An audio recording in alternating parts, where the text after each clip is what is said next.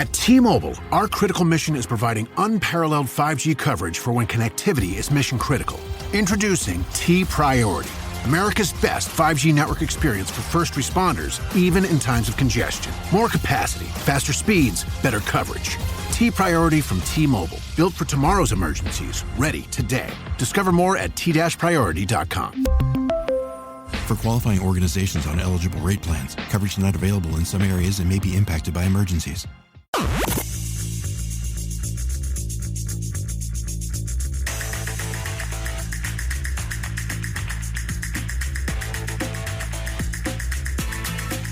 This is the James Golden Show with James Golden, a.k.a. Bo Snerdley.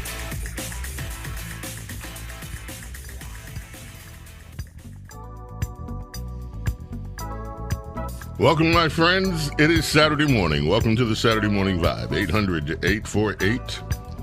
800-848-9222 is how you reach us if you want to be part of the program this morning. 800-848-9222. We are looking forward, very much forward. I am looking so forward to later in the program having a chat with Princess Diana. I've just been texting with her.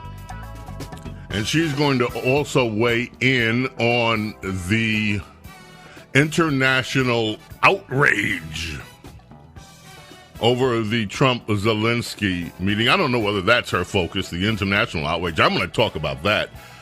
I love it, by the way. Everything that took place yesterday, long overdue, love it. Many of you will probably want to weigh in on that as well throughout, but there are other things happening in the news. Like what? You mean the Oscars being on Sunday? Oh, I didn't even know. Carlos, I didn't know the Oscars were on again.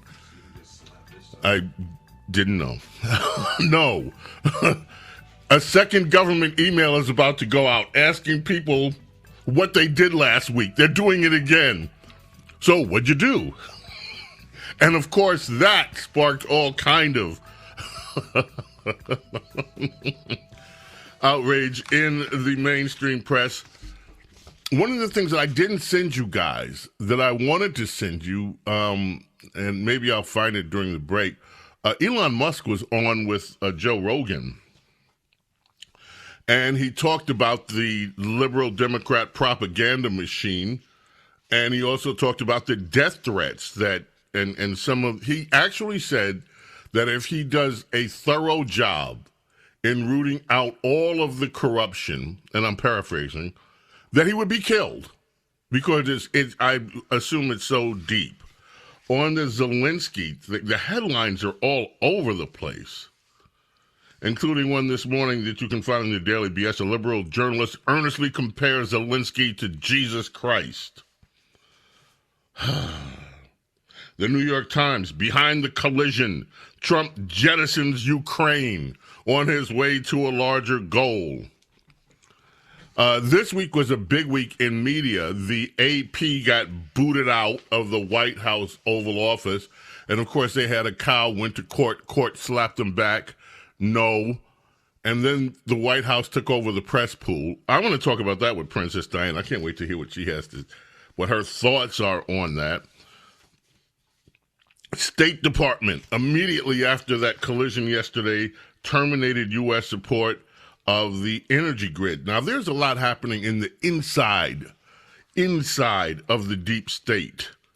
The Comptroller General, I bet you didn't even realize, many of you, that we had a Comptroller General for the Government Accountability Office, is moving thoroughly to try to enforce potential violations of the Impoundment Control Act. What the hell is it? They're trying to make sure that Trump spends money. And they're mad because he's slashing. So they want to bring from inside the government lawsuits against Donald Trump to force him to spend money. Those of you that are paying student loans, guess what? The administration has done a 180. That's all there. GOP senators are venting privately about Elon Musk. And I wish they would just go public. Let's know who you are if you're upset about it. And, of course, the foreign aid, U.S. aid, has been cut, and there is still a lot of upset on that. Gavin Newsom is going to do a new podcast to try to, I guess, position himself to run for president. Yeah, he's going to do a new podcast. And you know what he's going to do, Gavin? He's going to even talk to MAGA people. He's going to talk to those people. Wait, is he still governor? Yeah. Is that a side quest? Yeah, it's kind of like a side deal. He's going to do the Gavin Newsom podcast so that he can chat with people and show that he knows how to talk to other people just besides liberals. We have that somewhere. I think in the sound bites we have his announcement that he's going to talk with other people. It's pretty. Play it. Go ahead and play it because I think this is just hysterical. We need to change the conversation. And that's why I'm launching a new podcast. And this is going to be anything but the ordinary politician podcast. I'm going to be talking to people directly that I disagree with, as well as people I look up to. But more important than anything else, I'll be talking directly with you, the listener. Real conversations. What's going on with the cost of eggs? What are the impacts, real impacts to you around tariffs? What power does an executive order really have? And what's really going on inside of Doge? Look, there's an onslaught of information that we take in. So let's take it to the sources without the typical political mumbo jumbo. In the first few weeks, we're going to be sitting down with some of the biggest leaders and architects in the MAGA movement. This is Gavin Newsom. Let's change the conversation. Let's talk to those MAGA types out there. Let's talk about the price of eggs. Yeah, Gavin. What about can't the wait fires? What about the houses that, No. Let's not talk about the Let's not talk about the fires. You're talking about eggs here or in California? Eggs here or in California? I guess eggs all over the place unless they're in the womb. Because we don't want to talk about those eggs. Replay that clip of him talking about that. Yeah. So you got, and then you had Tim Walz out there. Tim Walz has decided he doesn't run for Senate. He wants to run for governor again. But he had an interesting take on why he and Kamala Harris lost the election. Go ahead and play that since we're just riffing here and just doing. That's number 14. Oh, Tim Walz, boy, he's quite the trip. He has a take on why he and Kamala didn't make it, why they failed to get the support of the American voters. Okay, How go ahead, in God's fire it off. name did the party of Yeah. the working class lose the working class voters to this billionaire who's clueless? and again, I wish there was some grand scheme amongst these guys. This is all about tax cuts. And damn, if we No, didn't it's not. give them every other side issue. Again, I will kick myself that I got sucked in. I bet you I spent 3 or 4 days, maybe longer, not clowning, but just hammering them over the eating dogs and cats because it was so ridiculous. And I took that hook, line, and sinker. We were talking about immigration at a critical part of the campaign, and it was hurtful, and it pissed me off, and I was standing there to defend people, and it didn't do a damn bit of good electorally. See, I love that you're beating yourself up about this because I, too, am beating myself up over the 2024 election cycle and all the things I got wrong. So, Well, it's not the woe is me. It's like we can't No. afford to get this wrong. Right. I got sucked in. I was talking about eating cats and dogs too much. He thinks that's why they lost the election. And it was all about tax cuts, really. Okay. Let's get to Zelensky. Do we have to play? Should we play the blow up at the? Everybody's heard it by now, right? The blow up that happened yesterday. We don't have to hear that again. But there was something else that happened yesterday too.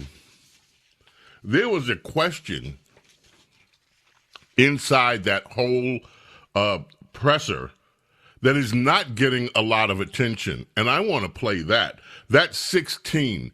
When Donald Trump talks about it, there was a question that came up over Putin, and Donald Trump kind of nailed it. Carlos, do you see that one? Do you have that available, number 16? I'm talking to myself here, apparently. Breaks the ceasefire. There we are. What if anything? What if a bomb drops on your head right now? Okay? What if they broke it? I don't know. They broke it with Biden because Biden, they didn't respect him. They didn't respect Obama. They respect me. Let me tell you, Putin went through a hell of a lot with me. He went through a phony witch hunt where they used him and Russia.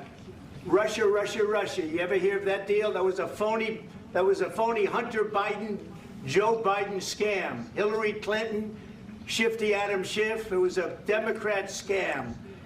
And he had to go through that. And he did go through it. We didn't end up in a war. And he went through it. He was accused of all that stuff. He had nothing to do with it. It came out of Hunter Biden's bathroom. It came out of Hunter Biden's bedroom. It was disgusting. And then they said, oh, the laptop from hell was made by Russia. The 51 agents. The whole thing was a scam. And he had to put up with that. He was being accused of all that stuff. All I can say is this. He might have broken deals with Obama and Bush, and he might have broken them with Biden. He did, maybe. Maybe he didn't. I don't know what happened. But he didn't break them with me. He wants to make a deal. I don't know if you can make a deal. The problem is I've empowered you to be a tough guy. And I don't think you'd be a tough guy without the United States. And your people are very brave. But you're either going to make a deal or we're out. And if we're out, you'll fight it out. I don't think it's going to be pretty, but you'll fight it out. But you don't have the cards. But once we sign that deal, you're in a much better position. But you're not acting at all thankful. And that's not a nice thing. I'll be honest, that's not a nice thing. All right, I think we've seen enough. What do you think? Huh? Yeah, see, now this is really important. Today you have world leaders accusing President Trump and the United States of selling out Zelensky. You also have this endless parade of media figures that seem to be carrying on their Cold War mentality that Russia is the number one enemy of the United States. Russia. And what President Trump just indicated is what he did in his first term. He made agreements with Russia. They kept the agreements. Doesn't know what happened before him, but they respected him to the point that Russia kept their agreements. He's trying to broker a peace deal. And he has stood up with Ukraine and stood Ukraine up so that they could actually face Russia. Now, that's a point that has not received a lot of attention. Interestingly, this goes less than 2 minutes. Secretary of State Marco Rubio was on with CNN's Caitlin Collins. Of course, CNN is all in the camp. Jake Tapper, the rest of it. In fact, Representative Tim Burchett took Jake Tapper to school. We'll play that, too, after the break. But very quickly, Marco Rubio explains a few things about the backstory to Caitlin Collins. That's 23. Let's listen to that. By the way, without the help you gave us when you were president in the first term, because President Obama refused to provide them defensive capabilities in terms of military hardware. He did provide them blankets. Yeah, and that was brought up today during that meeting. It was brought up, and I was there. In fact, I vividly recall at the time Vice President Biden saying to me in a meeting that we had at the Vice President's residence that the reason why we didn't want to provide them those weapons is because they might use them. That was his exact quote, and that was the attitude. I remember clearly than the Ukrainian leaders saying we don't need more blankets or MREs. We need weapons to defend ourselves, and they didn't do it. President Trump did. He provided them weaponry, some of it, much of it, which was used at the beginning of this war. And without those weapons being in their stocks, this war could have been over very quickly, 2, 3, 4 days. Another pot shot that Zelensky took today, when the president pointed that out, you know what Zelensky said? He said, yeah, we've heard that from the Russians. That's not a Russian narrative. That was the official position, okay, of the United States. I vividly recall being briefed by leaders in the Biden administration telling us that this war was going to be over in 5 to 6 days. They believed that. That was their assessment at the time. And it wasn't the case because of the weapons that Ukraine had in its stocks because of President Trump in his first term. So he should have been grateful for that and grateful for what we're doing now. And one more point. It's not just President Trump. There's news reports out there from NBC News, at least is one of the places I recall, reporting that Biden had a shouting match with Zelensky for not being grateful and not being thankful for everything that was provided back in 2022. Now, that didn't happen in front of the press. That was leaked, but it got out there. These frustrations are not unique to President Trump. There was those frustrations in the previous administration, if NBC News is to be believed. Right, but yeah, but Coasters, on this day in 2023, Leon Hughes passed away. He was living in Watts, Los Angeles. He was 92 years old. Last surviving original member of the Coasters. 1958. This was number one in America.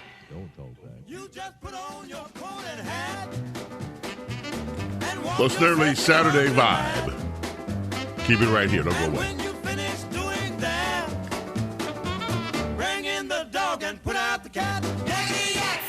This is the James Golden Show.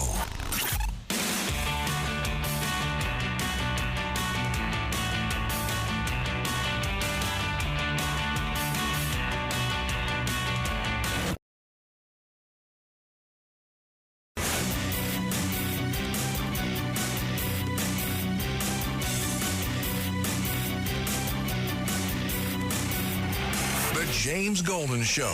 4 words that mean business with James Golden, a.k.a. Bo Snerdley. Right now, I tell you, you take it so the bullets stop flying and your men stop getting killed. Of course, we want to stop the war. But you're saying you don't want to cease fire. But I said to you, I want a ceasefire. With guarantees. Because you'll get a ceasefire faster than an agreement. Ask our people about ceasefire, what they think. That wasn't it doesn't with matter me. For you what, that what wasn't with me.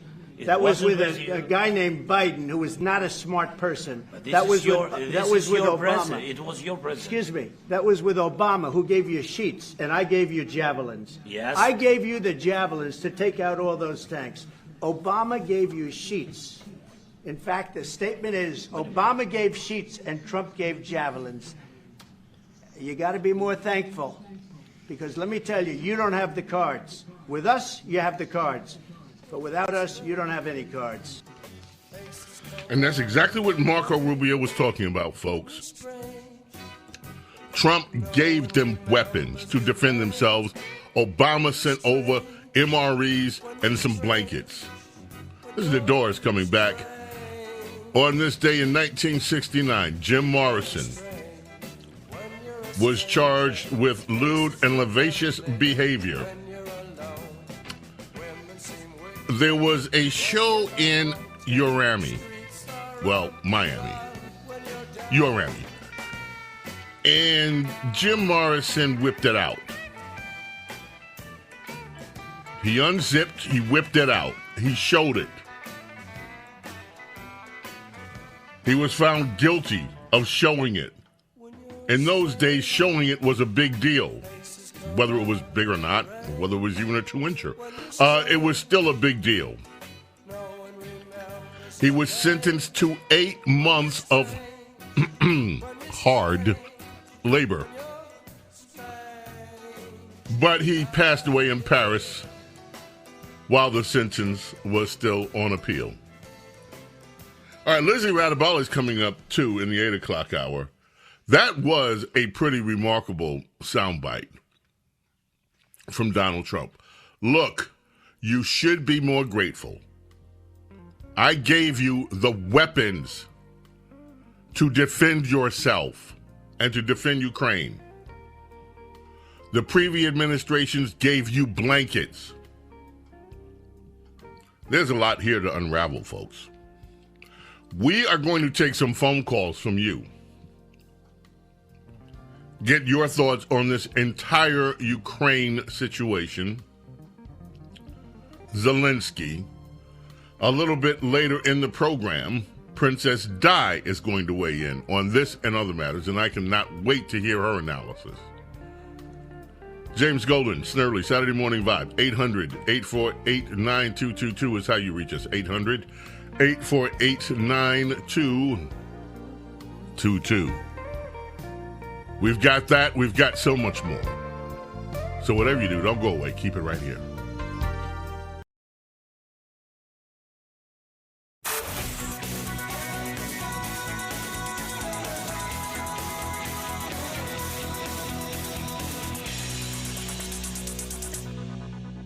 The James Golden Show.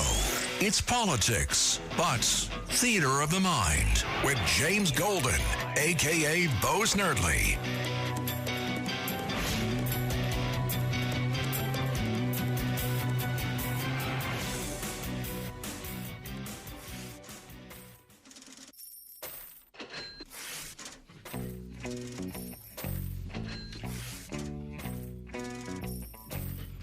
Oh, yeah.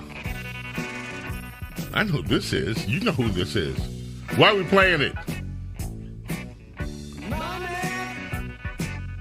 So, Pink Floyd released their 8th studio album, The Dark Side of the Moon, in the U.S. It remained the U.S. chart for 741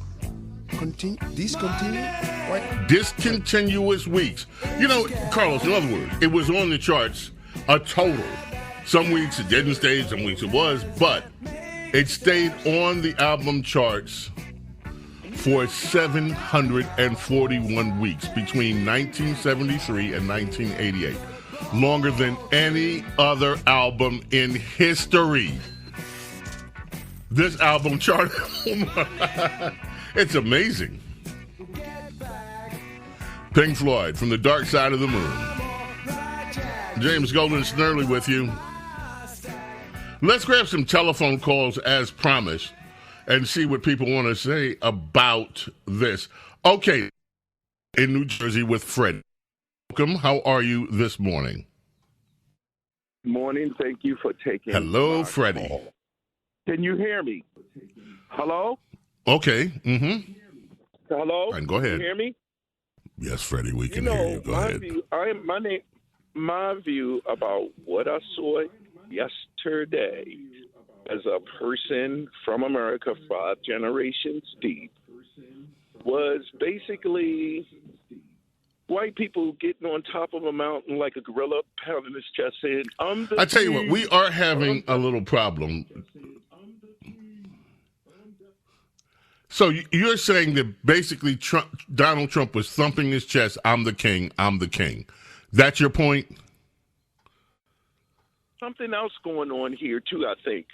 Those minerals in that country must be important. And that man... Okay, look, you know what? I'm having some problems hearing. Tell you what, Carlos, put him on hold.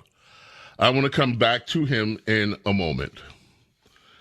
In the meantime, I just want to do this because I was having... Folks, I don't know whether you can hear it all. I was having problems hearing some of what he was saying, and I want to hear it. So we're gonna start all over again with Freddie.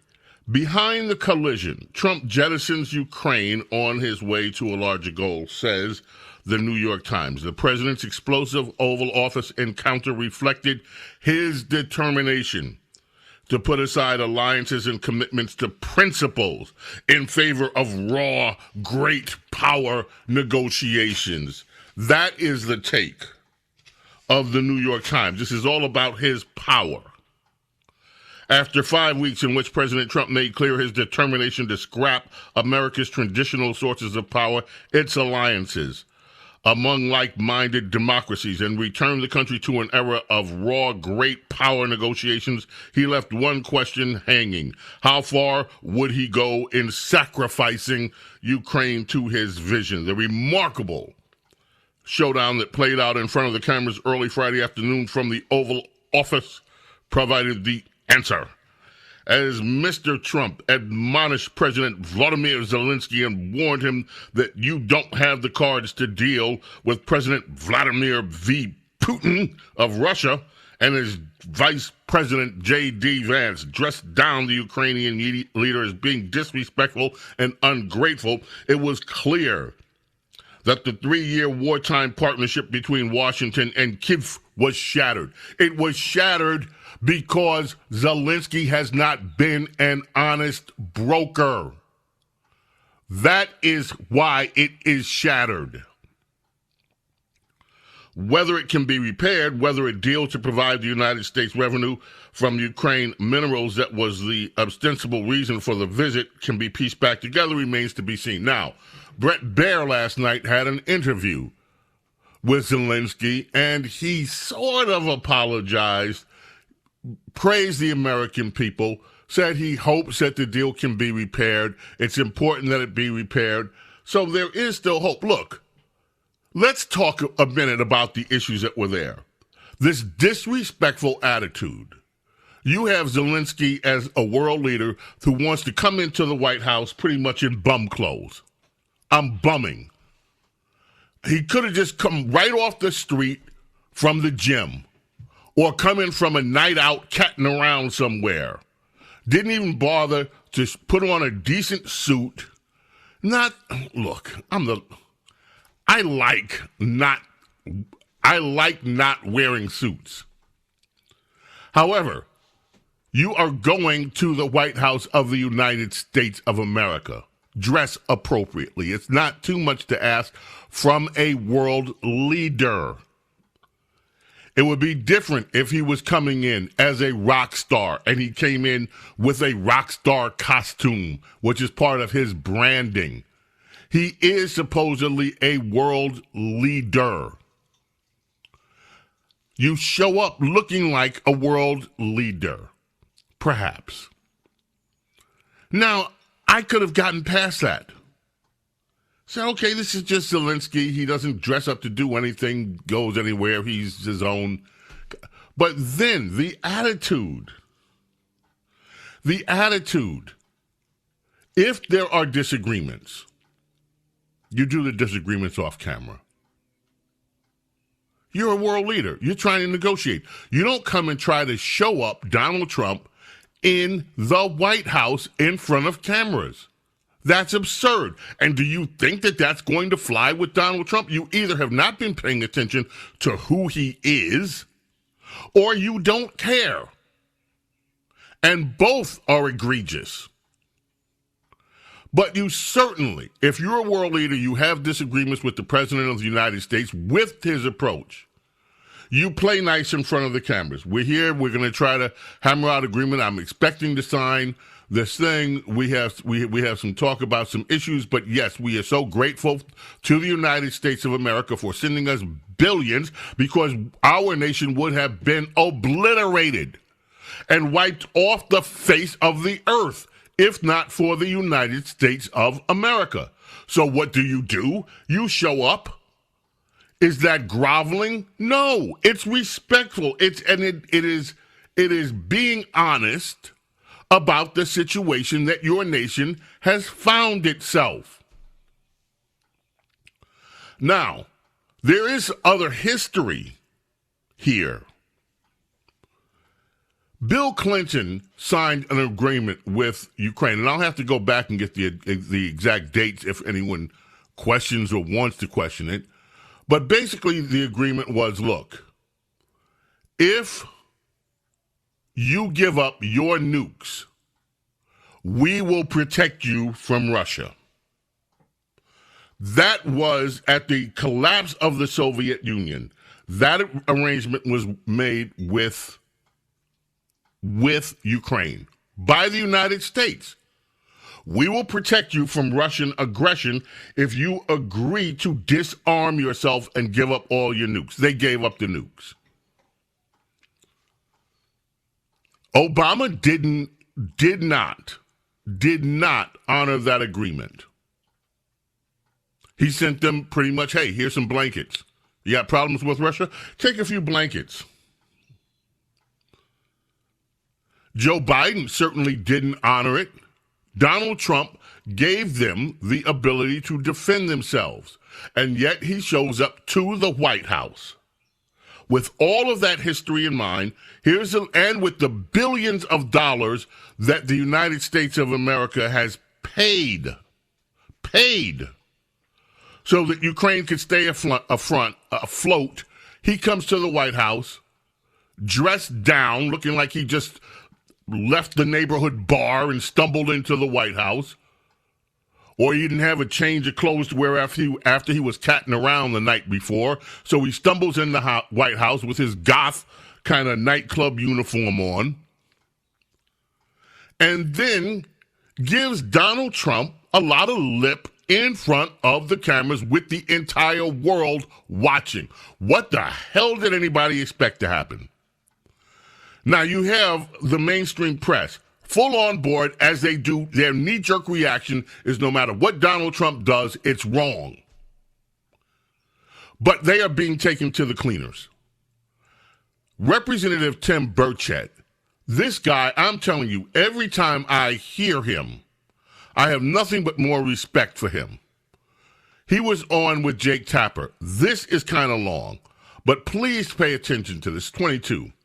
Listen to him take on Jake Tapper over this whole incident. At the time, you were worried about Putin watching President Biden, who was obviously not fit as a fiddle, and licking his chops. What do you think Putin's doing now? Because it does seem as though the United States position is to sidle up and ally with Russia and to criticize Ukraine. Well, in the past, Putin was obviously he was dealing with Biden, and he knew that Ukraine was stealing, at least by their own admission, half the money that we sent them. So, and now under Trump, they know that's going to stop, and the fighting will stop. So, I don't see the equivalency there, other than that President Trump is going to stop the fighting, and he's stopping us throwing our money down a well over there in a war we have nothing to do with. So, yeah, I stand by my previous statement, and it holds well. I don't think it's accurate to say that Ukraine was stealing half the money over there. Well, their own president said they don't know where half of it is. Now, you all got to get your facts straight, because everybody knows that. It's been reported in multiple news sources. Congressman, as you know, most of the money that went to Ukraine was military aid, weapons that were manufactured and purchased in the United States. So you're paying off the war pimps at the Pentagon to prolong this war. I mean, men are dying because of somebody's profit sheet is what you're saying, and that's what this country is about, and that is wrong, and that needs to stop, and it's stopping under Trump, and that's why both sides are quietly pitching a fit right now, because they're not going to get rich off of young men dying and old men making terrible decisions, and that's exactly what's going on. I think people are dying because Russia attacked Ukraine. I mean, I think that is the reason why people are dying.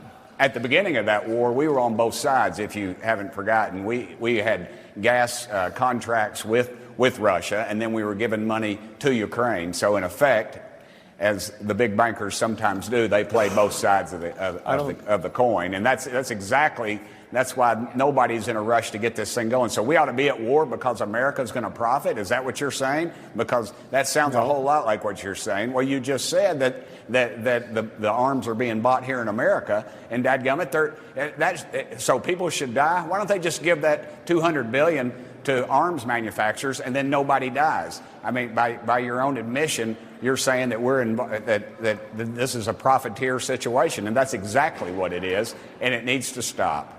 I mean, you can put words in my mouth and then argue with them, but that doesn't mean I said them. What I said was the money wasn't.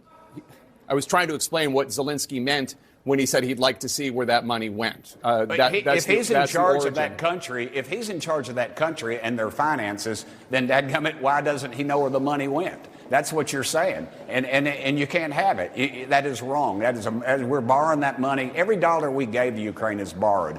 We are borrowing that from our great-grandchildren. We're $36 trillion in debt. We have no business being over there, except a lot of people's stock portfolios is going through the roof. Do you know when we gave our missile defense system to Ukraine, that when President Biden, by executive order, did that members of Congress in both parties had stock in the missile defense company, and that was a multi-billion-dollar contract. That was a no-bid contract to replenish our missile supply.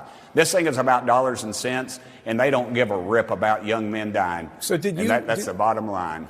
Conservatives, Republicans at the time praised President Trump for having the courage to send those Javelin missiles to Ukraine to fight Russia.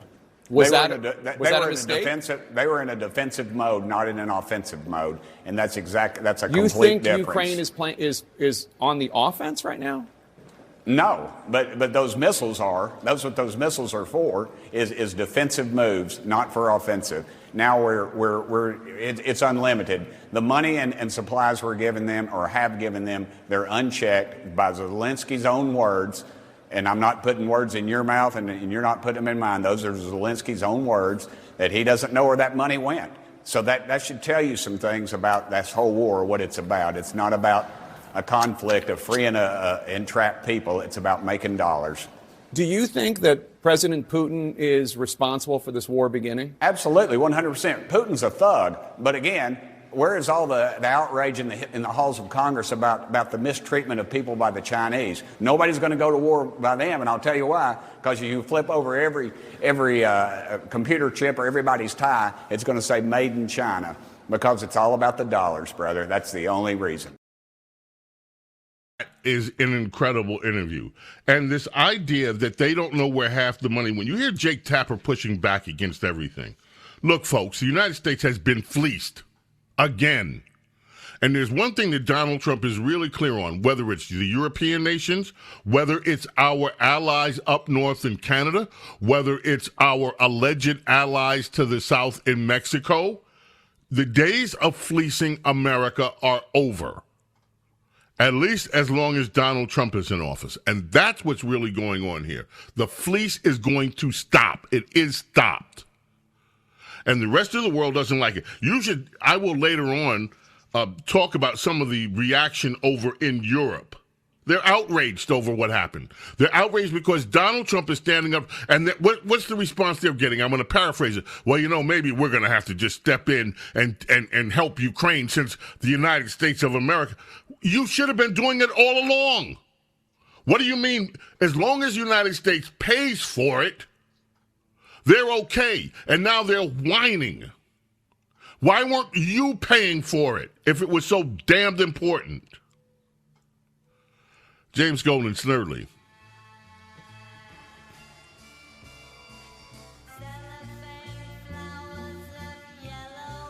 (1967) On this day, the Beatles started recording this song. Inspired by a drawing from his 3-year-old son, Julian, a little girl with lots of stars was his classmate, Lucy O'Donnell. Julian's classmate, and hence, Lucy in the Sky with Diamonds. James Golden, Snerdley with you here. The Saturday Morning Vibe. Your call's coming up. Don't go away. The James Golden Show.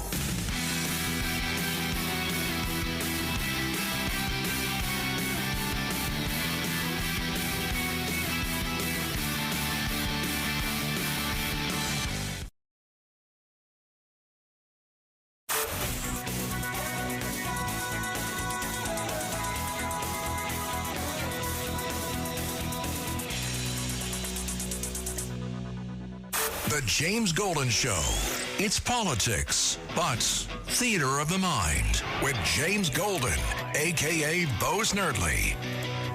For those who are defending Trump's new executive order to use Guantanamo Bay as a holding location for immigrants, I am keeping track.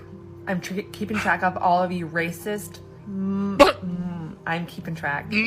I hope you have the life you deserve. I hope you get the repercussions that you deserve. I hope you have what you preach comes back to you. I hope it does. What do we preach? Taking criminals off the streets? She hopes that comes back to us. Okay. Yes, also, Carlos. I want to say that from yesterday, that it's a very thin line nowadays if you're a Nazi or not. So if you almost sleep on the wrong side, you could be labeled a Nazi out of nowhere. So we must be careful, people, because they just throw that tag out there really way too much. Liberals have been throwing that tag out there for 35 years. The amazing staff here did some research for me. Kelvin, thank you. TJ, thank you. And what I was referring to is called the Budapest Memo. Not a binding contract, but a political assurance that if the Ukrainians got rid of their nukes, we would protect them. And as it turns out, what did you say? They had the third largest nuclear arsenal in the world at the time? The Ukrainians had the third largest nuclear arsenal in the world. In other words, they could have just fired some nukes over there to Putin and wiped his ass out. But they got rid of their nukes because Bill Clinton talked them out of it. You know that Bill Clinton, I got a deal for you. And I'll throw in a girl. I got a pretty little girl that's works with a little intern. I might throw her in if you just sign this thing. I'm not just saying. Anyway, they signed it. They believed Bill Clinton.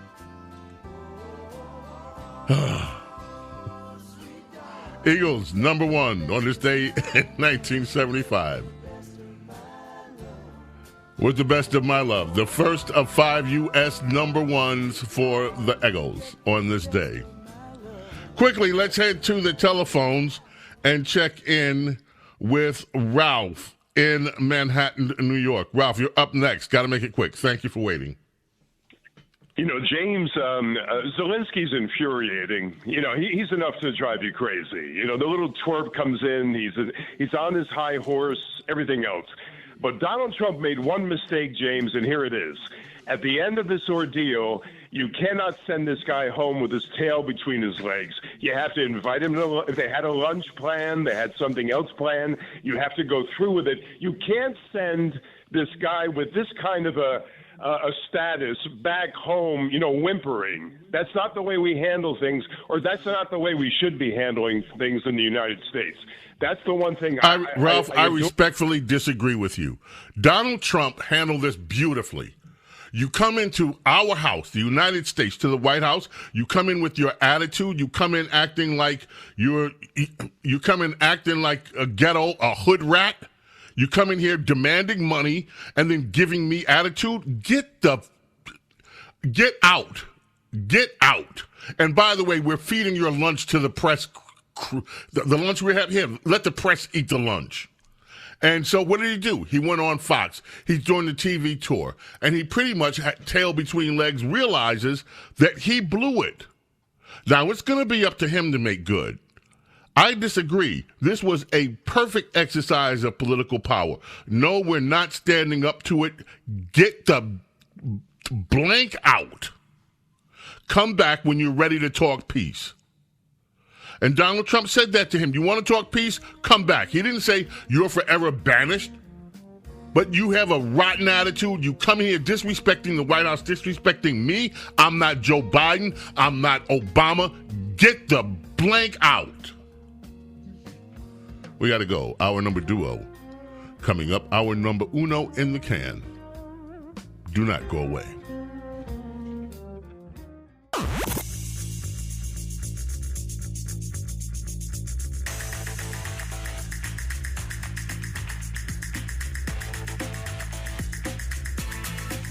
This is the James Golden Show with James Golden, a.k.a. Bo Snerdley.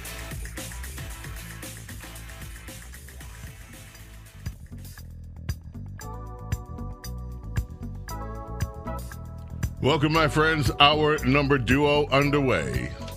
The Saturday Morning Vibe with me, James Golden, a.k.a. Bo Snerdley.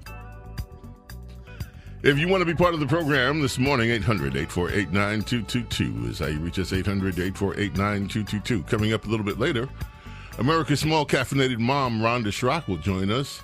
Looking forward, of course, to hearing from Princess Diana, who will join us, and I cannot wait, of course, to hear both of them. Rhonda always provides amazing inspiration for us on our way out. Princess Diana, amazing analysis of world events, and we are going to talk Ukraine with her, as well as some other things happening in the media. But first, we welcome back. She was out last week hanging out with, I think, the some of the well, she was out last week, but she's back now. Our very own ace reporterette, Red Apple Media's anchorette supremo, advocate for the common man, the oppressed men and women, not just of America, but of the world. Our very own Lizzie Radabali is here. Hi, Lizzie. Good morning, Bo. Thank you. How are you doing? Man, I love the praises. Yes, Lizzie, we miss you when you're not here, and so I'm just so happy you're back, and I am so happy you're back too, because I was just about to spring for some tickets to a festival down in Mexico. Oh, you had an extra $1 million laying around? Well, I was going to try to get comped, but as a media personality. But the Fry Festival, too, is getting underway. It's going to be spring and summer, so I guess this is the season for festivals and for all that good stuff. So are you going to head down? I'm getting my finances together. I'm seeing what I could do because, man, this sounds like an event you just do not want to miss. He says that this is an event calling all the risk takers. So the difference is with this time around, Fire Festival, the first time, it was kind of sold as like this incredible experience. It was going to be star-studded event. You get to stay at luxury resorts, all that jazz. This time around, it's like, you get what you get, and we don't even have a lineup yet. We're just trying to sell tickets, and you get the fire experience. That's like what they're selling this time around. The fire experience. So wait a minute. What happened the first concert, the first fire festival? What happened there? The first Fire Festival, it was just a complete disaster. There was just, no actual accommodations for people. They were promised that they were going to be staying in luxury hotels and resorts. They were like in like tents. They were told about this like magical experience with the pigs, with the like a pig excursion that they get to play with pigs, and all the pigs started attacking them. The food on the aisle. They didn't even have water for moments. They didn't even have drinking water for some points of it. So it was like an actual crisis there.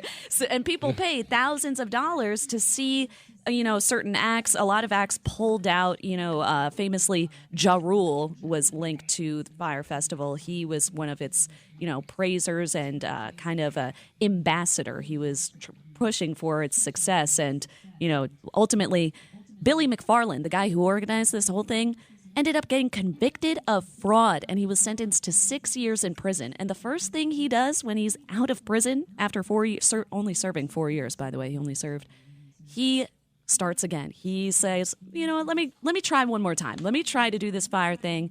And man, I the website alone tells you that this is not a good idea because there are coding issues everywhere. Like you can't really scroll on certain pages. I mean, if the website is bad, what is the actual festival going to be like? And also, I want to make a note. They're selling tickets on this website called soldout.com. Wishful thinking there, in my opinion. It was soldout.com. He hasn't even, I don't think they've even sold a single ticket. They said that they were going to try to sell out the first day. All the tickets are still available. So, not really anything. No artists have announced yet as well. So there's no lineup. There's no announced acts.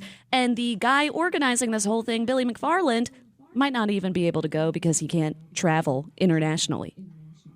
And they're having it in Mexico, in Cancun. It's near Cancun. Yes. It's on an island off of Cancun. And actually, notably, one of the coordinates that they give on their website, it doesn't even actually go to the island, but to the water, like a few hundred yards off the island. So you get a boat if you're going to go this.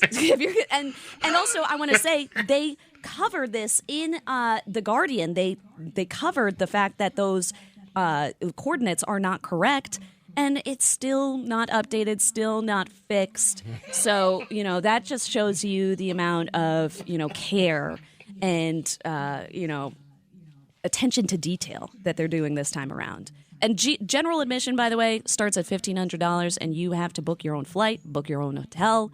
You just get a 4-day pass to this event where there's no acts that have been announced. Maybe they say they'll get a skateboarder to do a demonstration. Like what is, I don't even know what he's talking about. We actually have a bit of him on the Today Show talking about what FIRE means.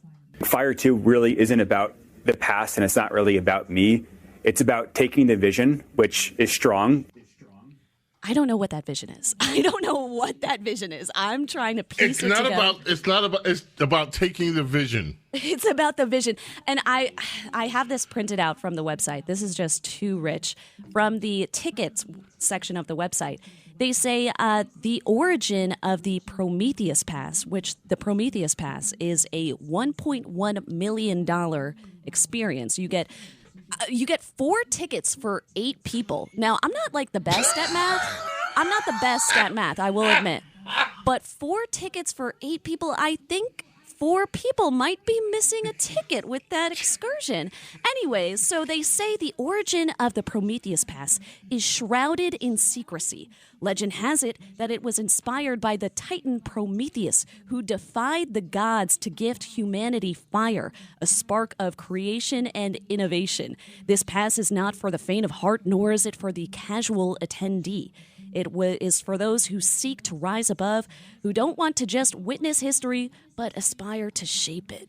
Man, if you want to shape history by spending $1 million to go to Mexico, have at it, man. Have at it. I love it. Well, keep us posted on that one. Lizzie, I have a few questions to ask you. Did you, by chance, spend any money yesterday at all? Did you shop for anything yesterday? I actually did not. I was home, like not on purpose, just simply by accident. I was home all day, and I was at work. I didn't do anything fun. So you didn't spend a dime? Yeah, not by my own volition. Not on just out of circumstance. Okay, so then you kind of, in a way, inadvertently supported the big economic, they're calling it the economic blackout, the big protest against evil corporations and against, Trump and Elon. Yeah, I know. I know that was like a huge thing. I did see that circling around. I saw like the flyer for it, and I saw some people, like, even on the left, criticizing it, being like, boycotts are supposed to have purpose, and this doesn't really seem to have a clear strategic purpose, and it doesn't have an end date. Boycotts usually have a specific end date. They're not, like, indefinite. It was for a day. It had an end date. It was from 12 o'clock a.m.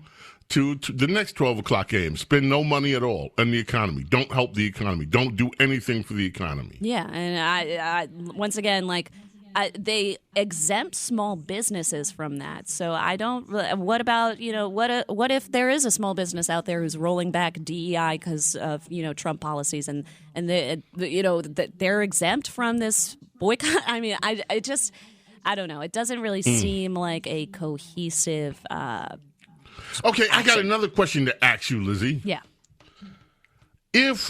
Do you think that if a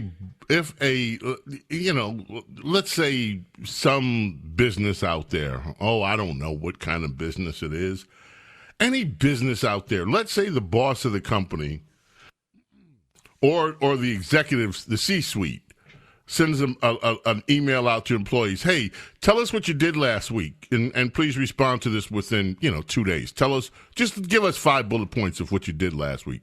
Do you think that that's a terrible thing for a business owner to do? And what do you think the response should be from his or her employees if they get such an email? Well, honestly, I think that it is kind of a disaster for both the employees and the business owners. I mean, how are you going to, first of all, how are you going to receive and actually, attend to all these emails? Are you going to assign a person? Are you going to, have a board of people? It doesn't matter. They're a business. No, they have people. They have HR departments. They read emails. That's part of the question, though. That's part of the incident. That's part of this. No. Hypothetical is you have to consider. Yeah, you have to hypothetically consider how are they doing all this. There has to be a method. They have the resources to answer the emails. That's why they sent the email. They actually know their employee base, and so they send an email to employees. Say, hey, just tell us 5 things you did last week. You think that's a problem? Once again, I'm saying, who is going to actually sort through all those emails? The boss. The boss really?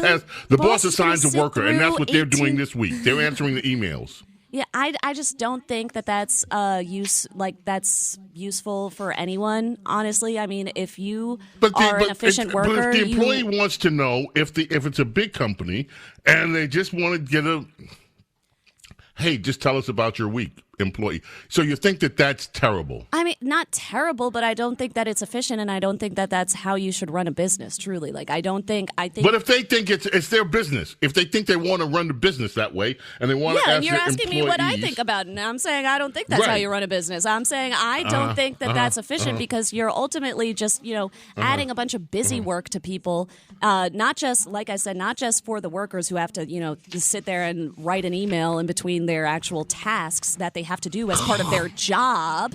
They have Working to. from home, they're not even showing up at the office. Well, I'm not going to go into that, but once again, for the bosses. Okay, so let me get to the point of this, Lizzie, because time's running short. Yeah. Some federal workers got another email yesterday asking them to provide 5 bullet points on what they accomplished in the past week, according to sources from CBS News.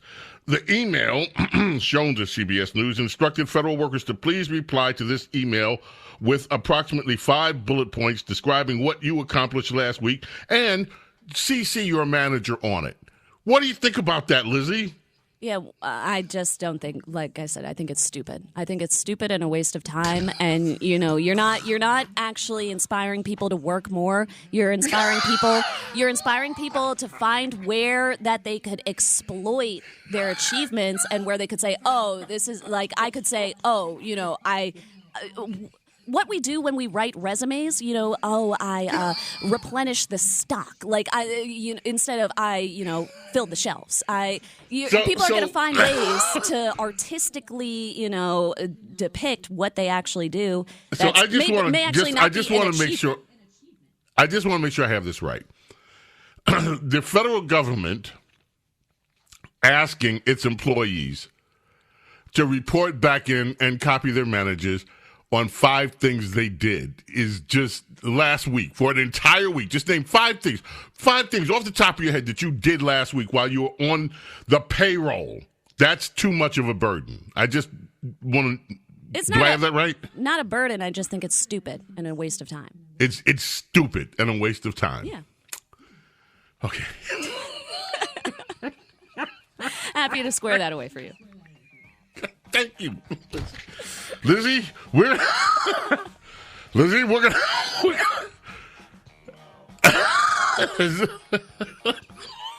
oh, Lizzie, we're gonna have so much fun during this presidential term. We are. No, it's gonna be a blast.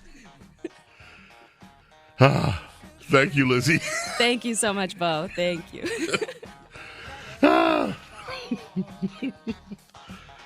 Yeah, folks. Imagine that. Ask a government worker what you did is stupid.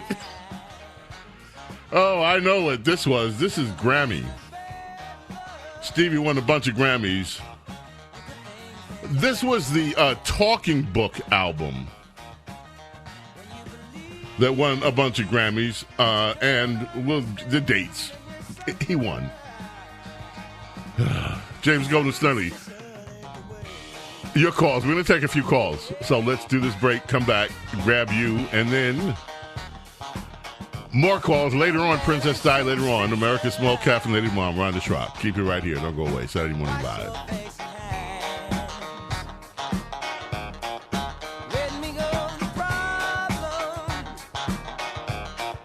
Do all He's the James Golden Show.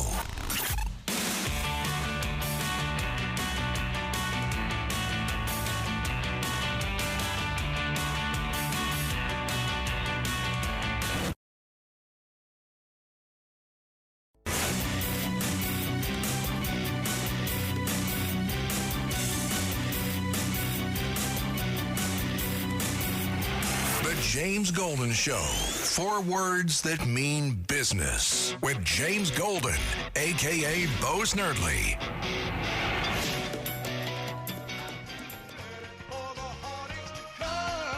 Tomorrow is the anniversary of the birthday of Lawrence Payton, who was one of the members of the Four Tops.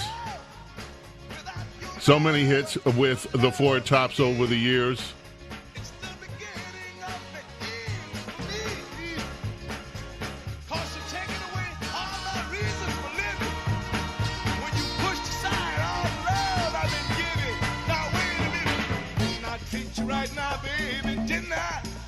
Yes, indeed. The remarkable Four Tops. Heavenly birthday for Lawrence Payton. We played some Stevie Superstition. That did, as I said, win a bunch of Grammy Awards. That was 1974. It also won, one of the awards was for the pop vocal performance for You Are the Sunshine of My Life, which was on that album as well, as Superstition. So let us head back to the telephones, shall we? Let us check in with Andrew in Stanhope. Hello, Andrew. How are you? Oh, Lizzie, I don't think she'll be a business owner. She'll be a disgruntled worker bee. Let's get on with the reason you called, which was Zelensky. What is it that you would like to state about Mr. Zelensky, Andrew? I think it's a great day in American history, much broader than just with Ukraine and Zelensky. It shows that NATO, that they have to pay the agreed upon amounts, and that these other nations, especially in Europe and France, that they can't just think they're going to use our military. We know the expression, the Canadian Marines, that they don't really have Marines, so they think they could drink wine, have socialized medicine, be smug, and then they could turn to us for money and weapons and soldiers. No, they have to pay. They have to have their own military, stand on their own. And also Zelensky lied. He said that America did not give more funding than European countries. We did give. So that right there shows that he lied. And the suit, he did wear a suit at the EU, NATO conference. So that shows he was disrespectful. He's a liar. And you're 100% right. Ralph from Manhattan was wrong. No, you don't come in, get billions and billions of dollars in weapons and have an attitude and disrespect. So I say it was a great day for America, and now these other nations know they have to put up more money, more troops, and stop relying. And lastly, when the person that you played said war pimps, I just love that, how he slapped down Jake Tapper and says in the Pentagon how they make money off of it. And even Zelensky said he doesn't know where $1 billion went. So I just love the whole thing, and I agree with you totally, and I'll hang up and let you comment. Thanks. Well, thank you. I love, by the way, I want to just go back and at the origins of all of this. NATO was talking about expanding and letting Ukraine in. That's one of the reasons that held why tensions were so high. Now, you may have thoughts about that, but I just urge you to remember back when Russia in 1960, Kennedy's the new president, they said, we want to put some missiles down in Cuba. What happened? It didn't fly because we knew it was a threat. James Golden, Snerdley. Don't go away.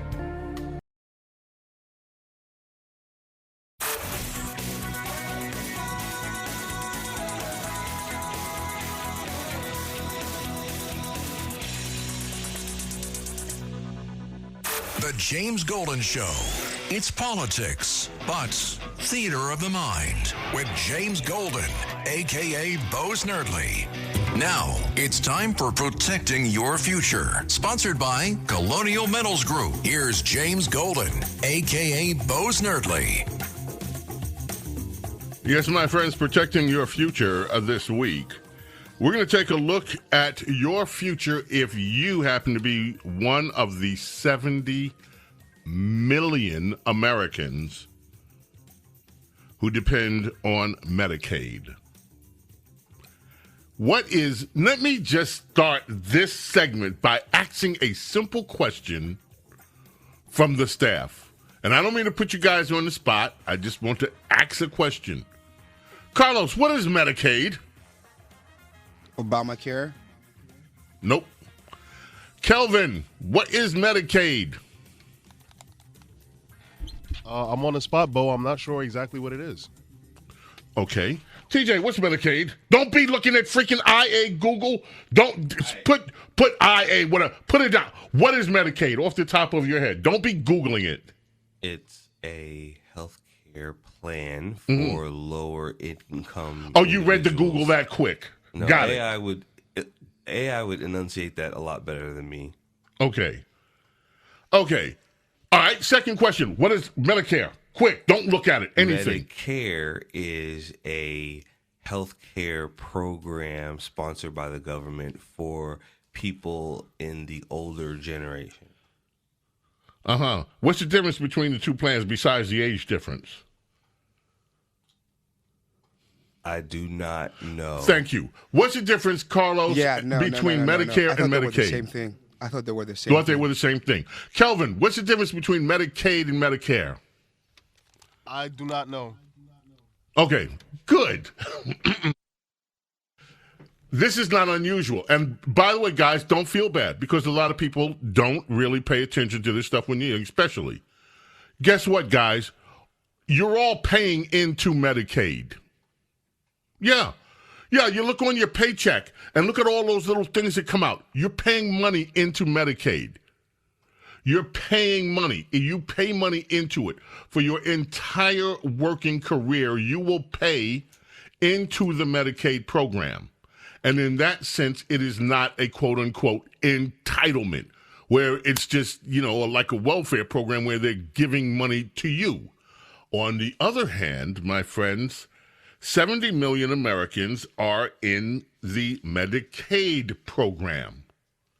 Now, Medicaid was started 60 years ago. It was a small program designed to care for poor Americans who were already getting some kind of public assistance.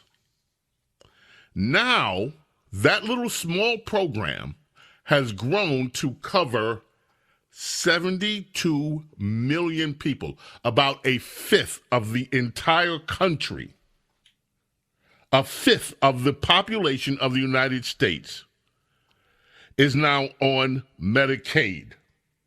And it was designed specifically to help impoverished Americans. So, in the budget, Republicans are taking a look at some of the extravagant spending in Medicaid, and that, of course, has led to all kind of fear-mongering. Republicans, evil Republicans in their budget has said that they're going to cut, we're going to cut. I have two examples of the way that this is being handled in terms of questions to the Speaker of the House. The Speaker of the House has been talking about what Republicans want to do in their budget with Medicaid because the fear-mongering has reached a mass level. 17, let's hit it. Speaker, you said that this is just the start of the process. Can you say unequivocally that further down the line there won't be any cuts to Medicaid programs? Yeah, so look, let me clarify what we're talking about with Medicaid. Medicaid is hugely problematic because it has a lot of fraud, waste, and abuse. Everybody knows that. We all know it intuitively. No one in here would disagree. We had a hearing in budget just last week, or week before last, and they asked the experts, and the estimate is, I think it's $50 billion a year in fraud alone in Medicaid. Those are precious taxpayer dollars. Everybody is committed to preserving Medicare benefits for those who desperately need it and deserve it and qualify for it. What we're talking about is rooting out the fraud, waste, and abuse.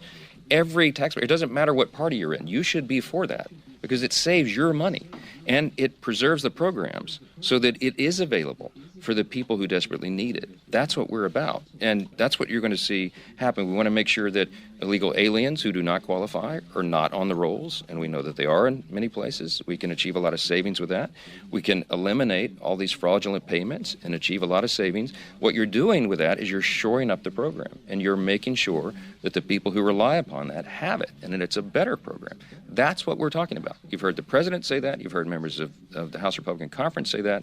And no one else has said anything else except the Democrats who have ads out that are lying about the intention here. That's the fact. The leader just held up the resolution. Do a word search for yourself. It doesn't even mention Medicaid in the bill. So that's the important part. To clarify, some of the savings will have to come from Medicaid.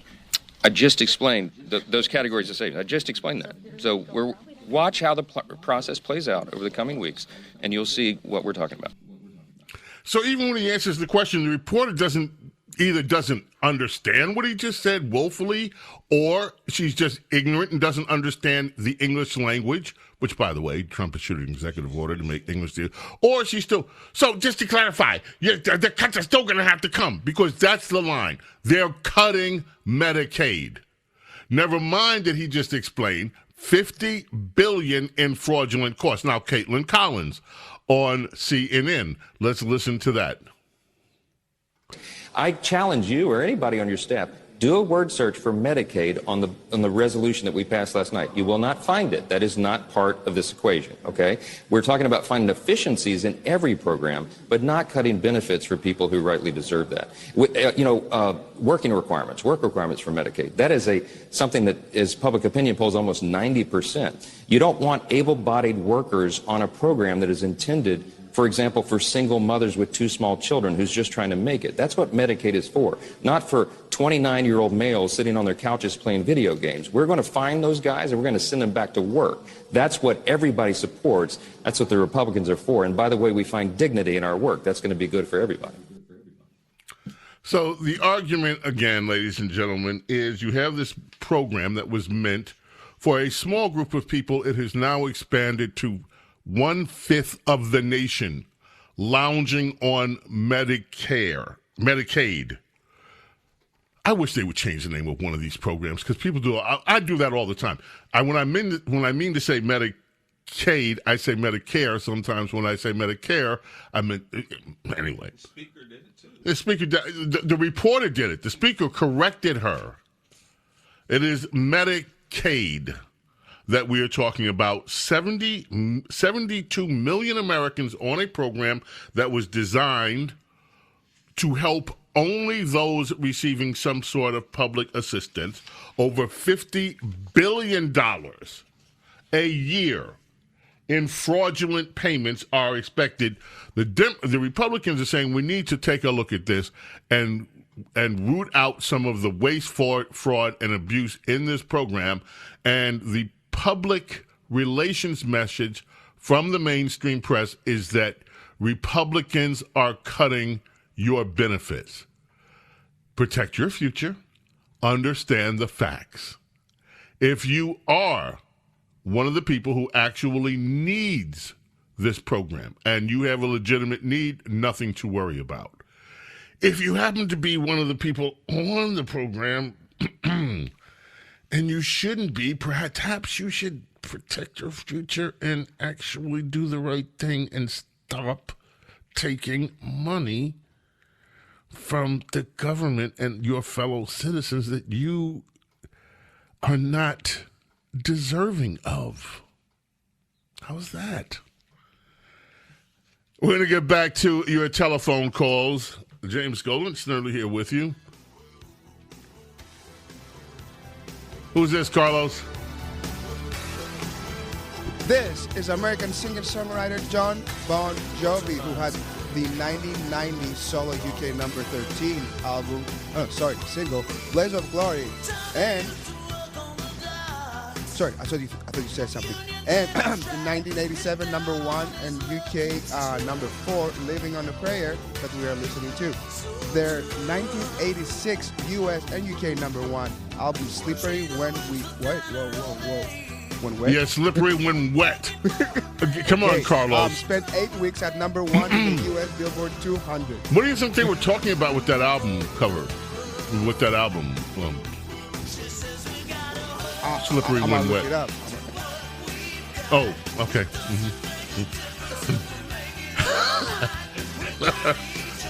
He's going to look it up, folks. Carlos. Coming up later on, America's small caffeinated mom, Rhonda Shrock, will join us. Coming up, Princess Di is going to weigh in. James Golden, Snerdley, Saturday Morning Vibe. Keep it right here. Don't go away.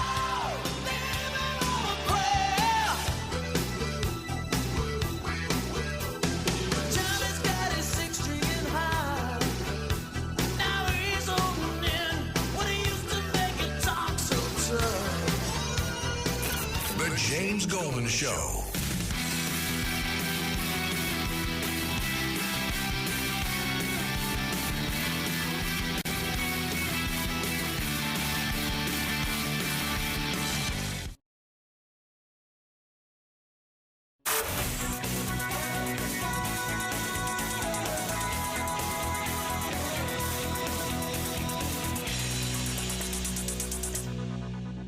The James Golden Show.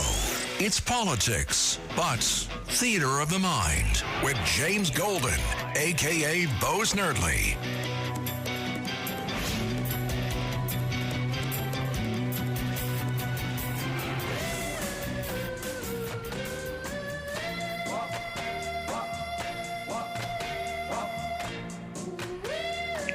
Yeah, this one.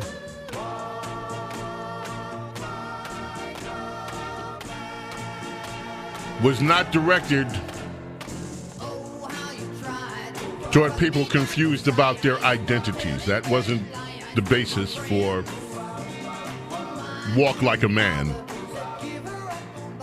When it went to the top of the charts in 1963. Walk like a man, talk like a man. In fact, there are a lot of girls who do that now. Question. Yeah. I mean, this is a nice song and everything, but you said we are paying for something like the Medicaid, Medicare, either or. Are we entitled to it? Like, can we get the insurance from it, or are we just paying it for other people to use it? And This is a great question, and I'm glad you asked. Okay, on Medicare. When you turn 65, and you will be old one day, trust me, my son, it happens, and then you won't consider 65 old either. When you turn that magic age, assuming everything is still in place, you are entitled, you are eligible to apply for your Medicare benefits, meaning then your health care to a large extent should be covered. That will be your insurance. So what that assumes, Carlos, is that you're no longer working. You still need health insurance. And so what you paid in for with the government, now you can start drawing out of with the government. And that is a government program. So, yes, you are, quote, unquote, entitled to the benefits that you have paid in for. Social Security the same way. Now, here's the rub. A few things on this. Number one, if instead of the government taking your money every week and investing it, if you took the same amount of money from your paycheck, put it in a bank account, and let it compound interest your entire working career, there is a great possibility that you would end up with more money to spend on your own health insurance than by letting the government be the administrator. The same with Social Security, by the way. And there's an argument for that. But here's another issue I just want to say to you guys, and you're working, and you probably don't know this. Whatever your salary is, whatever you're making, you're actually making more money than that. That doesn't make sense, does it? Whatever your salary is, you're really making more money because your employer is contributing almost a third of the cost of your salary So whatever your salary is, add another third to it. And that's how much you're really making from the standpoint of your employer, because your employer has to pay in. Your employer pays for things like they contribute to your unemployment benefits. They contribute to Social Security. They do employee contributions. Employees and your employers are taxed too. And by the time you look at all the taxes that your employer pays, they're paying about a third over the cost of your salary just to hire you. And that is why employees' labor is one of the most expensive costs in running a business, paying the salaries of people like you guys and me and all of us. The employer has to pay above and beyond what you see in your paycheck. They are paying to hire you. And that's one thing to keep in mind, you know? So you have all these people that think big businesses are all evil when they don't want to pay, for instance, these added costs on minimum wage and this, that, and the other. And the entire left makes the argument that people are being greedy, but they never focus in on the true cost of what government has demanded from businesses. And now you're paying in all these years. You guys are young, so you'll pay into something 30, 40 years, and you better hope that it's around when you need it. And the way that these things are being run, which is what the arguments are now that we're having, over the fraud, the waste, the abuse that all of these government programs inherently have in them. And we are talking about billions of dollars stuff. This stuff is coming right out of your paycheck, Carlos. It's coming right out of your paycheck, Kelvin. So anyway, back to the phones. Let's check in with Sandra, who's been holding on real quick. Hi, Sandra. Welcome. How are you? Oh, good morning, James. And she said good morning, and then the line dropped off. I smell a conspiracy. Let's go to Nate in the Bronx, New York. Nate, how are you? Okay. But with regard to the FBI, why I called, I think it's an excellent thing to have non-career people head the agency. And it's also vital that the Trump administration double down on its efforts to hold accountable federal law enforcement agencies and their officers for violating the civil rights and civil liberties of Americans based on political persecution, not forensic reasons. And I want to point to you that, it's not just simply the federal agency. The FBI works in conjunction with organizations such as the NYPD, LAPD, all the major metropolitan police agencies. They all do the same thing that the FBI does.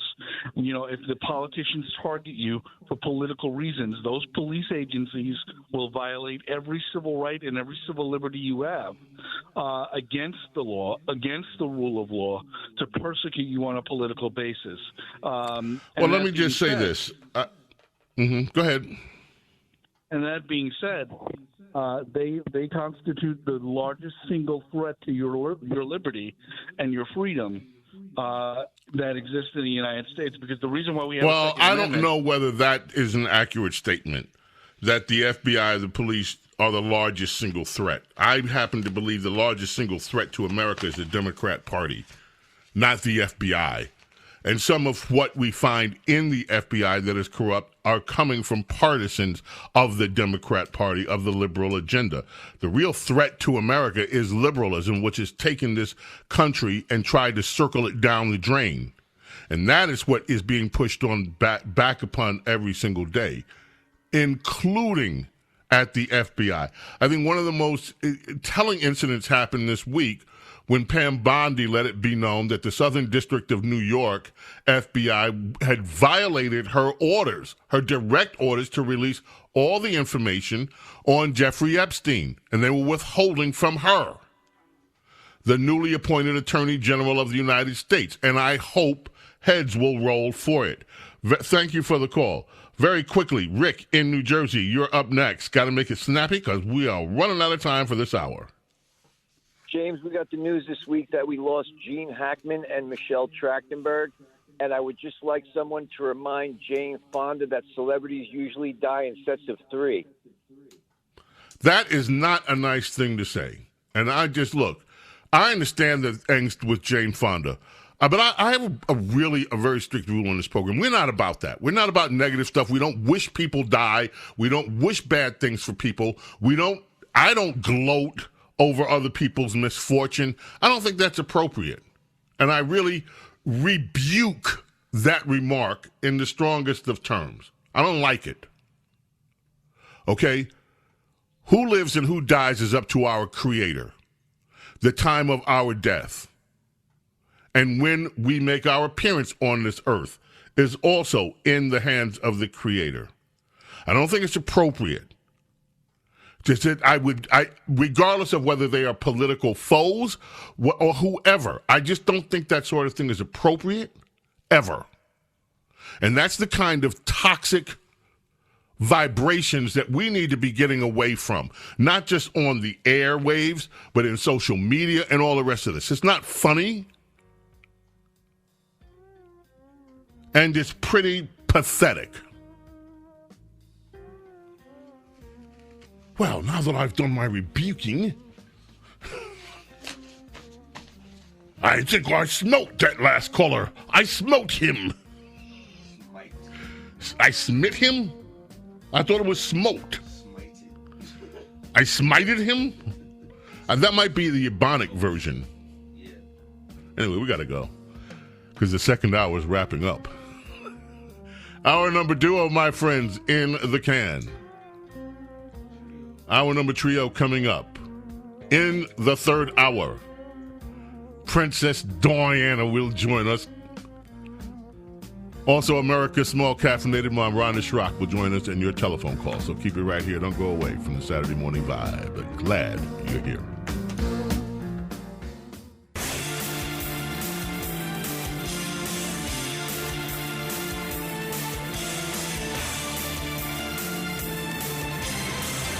The James Golden Show is on the air with James Golden, a.k.a. Bo Snerdley.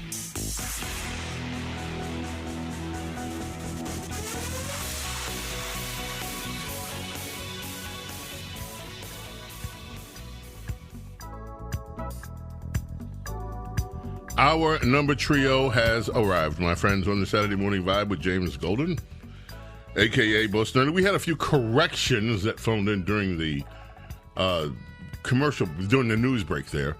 Medicaid was one. He said, we pay into Medicare, but we don't pay into Medicaid. And I thought I had mentioned that.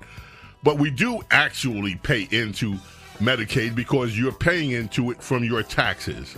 But as a direct from your employer, as a direct out of your paycheck, correct. You pay into Medicaid, which is why you are entitled to the benefits. That's number one. The other one was that Medicare, you can start your Medicare entitlements when you're 62, not 65, as I said. So, that said, ladies and gentlemen, It's time hear for from the Radio lady. Royalty with James Golden and America's Princess of Policy, Princess Di. Her Highness Ness is in the house. The Ness of all good things, and she doesn't smote or smite me most of the time. Or rebuke me. Never. Never rebuked by the... by the way, the mainstream press has been using those words. Trump rebukes Bob. I'm like, daggone, when did the press start getting biblical? I didn't even know they knew what the word rebuke meant. I just love it. It's so fun. Well, also, the press has been, the leftist press and the Europeans have been characterizing this event, which was remarkable and historic, as an ambush by Trump and Vance on, the sainted Zelensky. And so that, unfortunately, because most people didn't see the entire event and they only see clips, that may carry some weight with people who aren't paying attention, close attention, which is, most people don't have time to pay that close attention.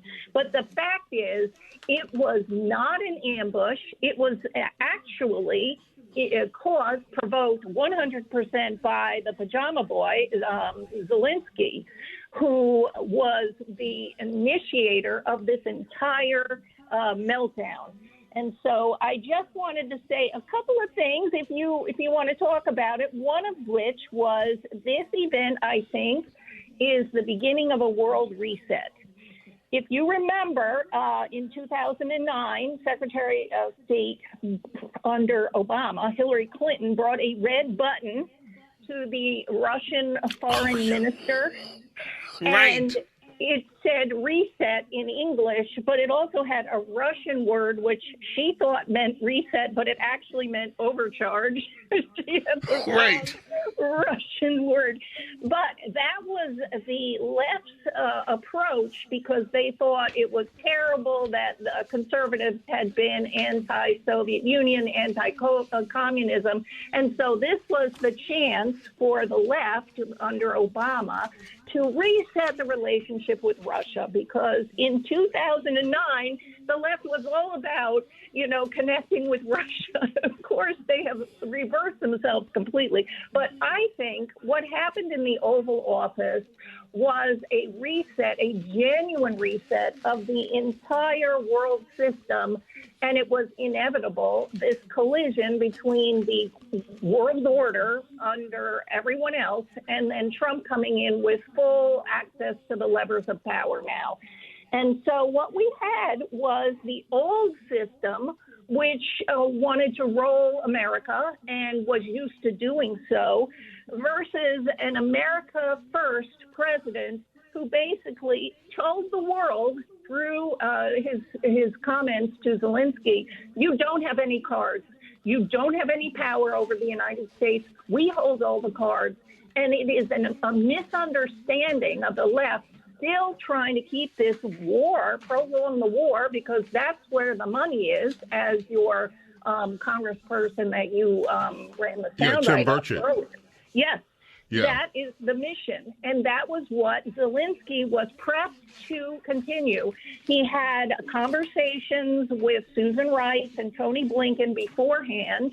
And he also was propped up by Lindsey Graham, Amy Klobuchar, and, the usual suspects, who have been hyping the money continued flow and the arms continued flow to Ukraine. And so this is exactly what Zelensky was sent into the Oval Office to do, and he performed it. He interrupted. He was petulant.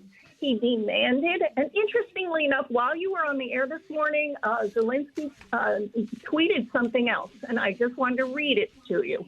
We are ready to sign the minerals agreement, and it will be the first step towards security guarantees, but it's not enough. And we need more than just that. A ceasefire without security guarantees is dangerous for Ukraine. We've been fighting for 3 years. Ukrainian people need to know that America is on our side, which is a continuation of the mistake that the globalist forces have made, that Zelensky is in the position to demand something of America. He is not, and he's continuing to do it. This idea, which has been repeated by the left, by Zelensky, that he wants security guarantees, and he never defines what that is. He wants his own little NATO relationship with America, in which case we are obligated to fight his war. And that Donald Trump has said no more. And he said to him directly, you're either going to make a deal, a peace deal, or we're out. And this is completely new to the entire world order. And in my opinion, this is going to take some time, because this was the first collision of the old vision, the old, many decades old vision of the world order, and the new Trump vision of America First. and we're in a new direction now. It's going to take some time, but Trump is going to win this because he has all of the people behind him. Interestingly enough, he also has the vice president behind him. The vice president had his back tremendously in this meeting. He was positioned so he could see, and Trump wasn't looking at Zelensky, but Vance could see the eye rolling and the shrugging and the, MSNBC type reaction, which is what he was sent in there to do, is to needle Trump. And Vance basically was having none of it. And as soon as Zelensky snapped at Vance when he basically used the word diplomacy, that was when it all started. It was 45 minutes into this meeting, which had started very peacefully and very graciously on Trump and Vance's part. And that was when it broke down, when how dare Zelensky question the diplomacy that Trump has been working? He had England, he had France, he had all of this lined up for this, signing of the mineral rights deal. And Zelensky took that opportunity to question Trump's ability to do diplomacy instead of recognizing that Russia invaded Crimea under Obama in 2014. Russia invaded Ukraine under Biden in 2022, and Russia was contained under Trump. And Zelensky had no right to basically say, you can't keep the peace because Russia always, goes against their agreements. And that does not take into consideration Trump's ability to keep the peace, and he proved he can. So to me, this was a wonderful, perfect, inevitable collision of those visions, the old vision and the new vision. Interestingly enough, I want to, if you don't mind, tell you my theory from 2016 was that Trump always was going to try and make a connection with Russia against China. He came into office talking about Russia in a positive way, and he saw China as the main threat to the United States. And his plan, because Trump operates 100% by leverage, that he was going to leverage Russia against China and that connection. Now, of course, he handled it in a naive way, because by saying all those positive things, the left immediately saw an opening, and they used the positive things that Trump had said about Russia against him and tied him up his first term. And so that, unfortunately, would have been a better time to contain China, and that was Trump's original plan. Now that he has been freed from this insane arrangement that the powers that be handed him, because he is not going to be under obligation to prop up Zelensky, obviously, anymore, that he will be able to reboot this, I think, brilliant initial idea he had coming into office, which is to make a connection with Russia to contain China, which is the true threat. And if you notice, anytime Trump is silent about something, that's what he's really working on. He has not mentioned China in a long time, except in passing on the tariffs. And that is the real threat. And I think now Trump is free to coordinate with Russia and to knock China back from its position of ascendancy. Zelensky is running into some headwinds from some people in Ukraine now. Not many, from what I can tell, but from some of the members of his own parliament who did not like this performance. He's also, of course, getting the support from the EU. Very quickly, what do you think the EU, Princess, we have about a minute in this segment, what do you think the EU responds to all of this, outside of blustering about how Trump mangled the relationship? But long term, what's the EU going to do here? Well, they're going to keep blustering, but, I mean, the result is going to be exactly what Trump wanted to have happen, which is they're going to, be the ones who shoulder the burden. That was what Trump has said all along, that they have been taking advantage of our money and our goodwill for many, many years, and especially with this particular war, and they're going to have to step up. And so, fine, this is no longer an entanglement that the United States will be roped into, and that is the way it should be. Wow. What a great analysis of all this. Princess Di, when we get back, I want to talk with you briefly about the landscape that is changing every day in the American mainstream press. I think that this may be one of the most important aspects of, so far, the second term of Donald Trump. Anxious to hear what you think. James Golden, Snerdley with you here. Princess Di is with us. We will take a brief moment and then come back with Princess Di. This is from the 1974 Grammys. This day, 1974, Stevie won 4 awards. Of course, the album Talking Book, Superstition won, but this was the pop vocal performance winner. Stevie Wonder, you are the sunshine of my life. On the Saturday Morning Vibe, James Golden, Snerdley with you. Don't go away.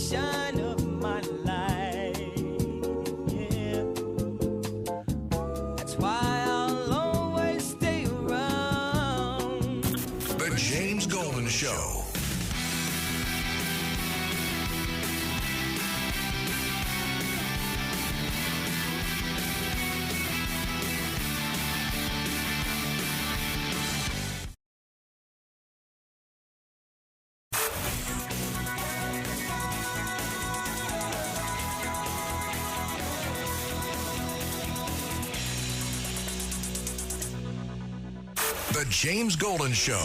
It's politics, but theater of the mind with James Golden, a.k.a. Bo Snerdley. The European Union's it was formed in order to screw the United States. I mean, look, let's be honest. The European Union was formed in order to screw the United States. That's the purpose of it. And they've done a good job of it, but now I'm president. What will happen if these countries or the EU retaliate? They can't. I mean, they can try, but they can't. China did. They are imposed pledging to, tariffs sir. That are.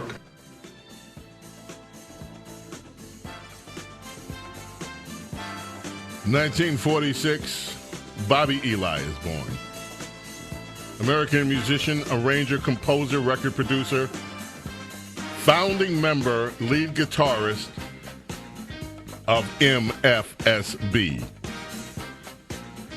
That's the studio house band, The Sound of Philadelphia. So many recordings, you heard them on David Bowie, Hall & Oates, Elton John, Temptations, Jackson, Stylistics, Curtis Mayfield, so many others. Big ones. Bobby Eli passed away in 2023, age 77. That Philadelphia magic. You had the Mighty Three out of Philadelphia, Kenny Gamble, Leon Huff, and of course the great Tom Bell. All of them great. The Mighty Three and Bobby Eli with the house band from Philly, MFSB. James Golden, Snerdley with you here. Princess Di is in the house. Your Highness. Headlines. Wall Street Journal. What game is Jeff Bezos playing? From the CNN.com. Washington Post staffers are in open rebellion against Jeff Bezos. From the Daily BS. WAPO employees collectively struggle to process Jeff Bezos' editorial shakeup in defense of free markets. Washington Post is... So you have the Washington Post and the turmoil going on there. You had President Trump.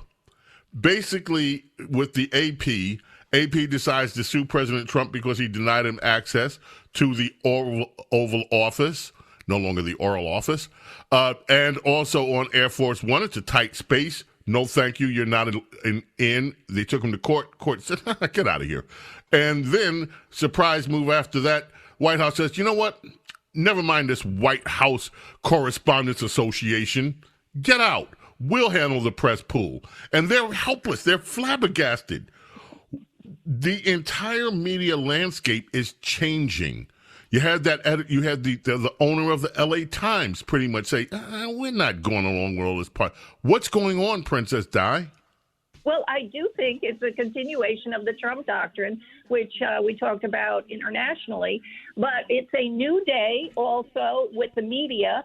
Interestingly enough, the article you mentioned about Jeff Bezos, he wrote and said in his letter to his editorial staff that the newspaper is now going to every day celebrate personal liberty and free markets, which, of course, is the opposite of socialism, which is what they've been championing for our long-term memory, you and I paying attention. So the idea of celebrating personal liberty and free markets is a result, and this is not in any of the analysis, of what the left did to the tech people. And what they did was, after the tech people had been helpful to the Biden administration in continuing censorship, is it came back to bite the tech people who were interested in crypto, and they were interested in new businesses, and the administration debanked them. This all came out on a Joe Rogan interview with Mark Andreessen. And what the administration, the Biden administration, had done to this group of people, and Mark Andreessen said, and when asked, well, what did you do about it? And then they said, we decided to support Trump. So the reason the Bezos event, what you're seeing is a direct result of what the left did. It's basically coming back to bite them, and it's their own fault. And so now we have changes in the media. They're still fighting it because, as I said, the old guard is, slowly moving off stage. But, what we have with the rotating press pool has been misreported as the Trump administration changing who sees and who is accessed. They're adding to it. They're adding new media to it. They're rotating people who can be in the smaller venues, the Oval Office and Air Force One, but they're not changing anything as to the old school people who are able to cover the White House. They're just adding new media. So it's been misreported. Plus, the White House Correspondents Association president is now going to MSNBC, which tells you everything you need to know about the mindset of that group. Princess Diana, thank you. As always, such a pleasure. Looking forward to hearing you next week. Always a wonderful thing to talk to you, Sir James. Coming back, folks. Keep it right here. Don't you dare go away.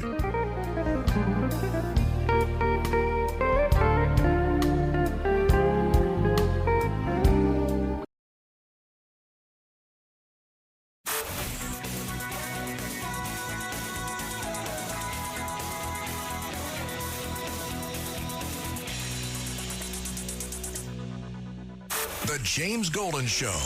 It's politics, but theater of the mind with James Golden, a.k.a. Bo Snerdley. Taylor Swift, Beyonce, Oprah, and all these celebrities said that if Trump came into office, that he was going to strip all of us women of all of our rights. And I haven't lost one of them. I still have to go to work. I have all of my rights still. And it sucks. And did you also know? No, this is serious. I'm being serious.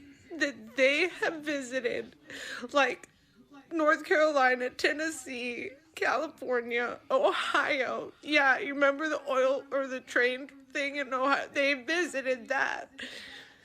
They forgot about Ukraine and they're focusing on us. They care about Americans. And it's just wild. It's wild.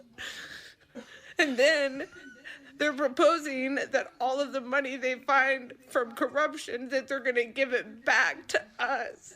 Can you imagine us getting a check because they were corrupt? It's none of their business. I'll take the what? It always bothers me. I hate this president.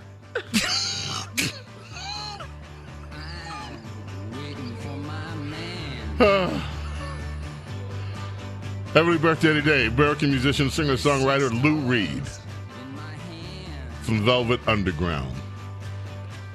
Reed left the group in 1970, went on to record 20 solo albums. Transformer was produced by Bowie, arranged by Mick Ronson. That was another big hit. Reed also had the number one hit, I Walk on the Wild Side. Well, Walk on the Wild Side. 1977, Perfect Day, passed away in 2013, 71 years old. Never forgotten, Lou Reed. I always thought Velvet Underground was such a cool band name. It is one of the best band names ever, Velvet Underground. It's really slick. Anyway. James Golden, Snerdley with you here. James Golden, a.k.a. Bo Snerdley, presents Rapid Phones. Sandra is back. Sandra, how are you? I'm good. I was talking before, and I loved how I came across, and in the end, you weren't even on. It was so funny. But anyway, how are you, James? Doing well, thank you. I'm glad to hear that. I wanted to talk about Zelensky. I felt that it was damage done yesterday, and I felt that Zelensky was ungrateful, arrogant, selfish, rude, unprofessional. He talked over Trump, almost like filibuster-like behavior. And then I felt that people said that they never saw Trump get so angry like that before. It's not like Trump to get like that. And like Prince Diana said, Vance got angry first, and then Trump followed. And I feel that this Zelensky, as Bill O'Reilly said, he didn't read the room right. This is not Joe Biden. This is a new sheriff in town, Donald Trump. And I think this could have all been avoided. He could have left his dirty laundry out of the Oval Office for all of us not to see, even though Trump said he's glad that we saw this. But to me, I do believe Zelensky will be back. He's going to yield because this is a good thing for him to yield to, because it's going to save his country. It's going to save the people. And like Donald Trump said, ceasefire is a good thing. No more bullets, no more people getting killed. And when it's quiet, we negotiate and we make things better. So all in all, it was a disappointment yesterday, but in the end, it's going to be saved, I believe. That's my. I was not disappointed, Sandra, and thank you for calling. I wasn't disappointed in the least. I'm glad this happened. I'm glad it happened in full view of the world. This is real. No more hiding behind little statements and all that. I'm glad these tensions were put out there and people could see exactly who Zelensky is and was. I'm so happy this happened. Bridget in Jersey, you're up next. How are you? Hi, James. How are you? I'm good. That's good. I just wanted to call real quick. Yesterday was definitely a show of strength, which we all know Trump is known for that. And obviously, he always stands up for America. And I wanted to make you aware, because I know that you love music, and I always listen to your show. I've been listening to it for quite a few years now. In the meantime, my mom, and I know a lot of people don't like to promote their mom, but my mom has been a singer for many years, and she is a true patriot of Trump. She's been a patriot. Her and my dad used to pray for him back in 2016 on through until my dad passed in 2020 due to all the COVID stuff that happened. But in the meantime, she wrote a song. My mom's been writing songs since the 70s. And the song is very powerful. It's called Gladiator of Love. And she got the idea for it from the original movie that was done many years ago. And it's all original music, all original score, everything. But she produced a little video, and she put it on YouTube. And they've been burying it. Literally, you can't even people have been playing it. It doesn't get the views, anything else. But aside from that, she said that was true strength. He showed he was a gladiator in the arena, which is part of the words of her song, that he truly stood up for America there. And yes, he did show who Zelensky really is, which is basically, as far as I'm concerned, owned by the EU. Because I agree with Trump. The EU was created to take away from America and to basically give America the death knell, financially and in every way else. But I wanted you to play the song, not on the radio, of course. I know there's licensing, but please, I would love to give it Gladiator to you. of Love. I got it. Yes. Gladiator Yes. of Love on YouTube. Well, Bridget, thank you for that. We appreciate you. I appreciate you calling so much, and I'll look for the song. Thank you so much. Eddie in Staten Island, you are up next. Good morning, Bo. Man, I tell you, your show is phenomenal on Saturday mornings. My big concern is, what is President Trump doing to protect our food supply? As you know, the Chinese have bought a lot of food production farmlands throughout the country and are importing a lot of food from theirs. And, you know, I'm very suspicious of an enemy who's feeding us. I'm very concerned. Well, I'll about tell you that. one thing. Let me just stop there. There are moves to take that as part of the administration objectives is to actually look into that. But it's not just the president. In state governments now, Sarah Huckabee Sanders has acted to divest and make sure that you cannot have these foreign entities buying up farm food production land. I'll have to just dig into more of that. I saw a headline on it, read only a paragraph or two, but I'll have to deal with it. People are aware of it, and they're also aware of this purchasing of land around military bases, which is something else that China has been involved with. Tell you what, we got to take a quick break. We're going to try to get to some more calls. We've got to leave some time, though, for America's Small Caffeinated Mom, who will join us. Rhonda Shrock coming up. Hopefully, if we have time, we'll get to more of your calls. Keep it right here.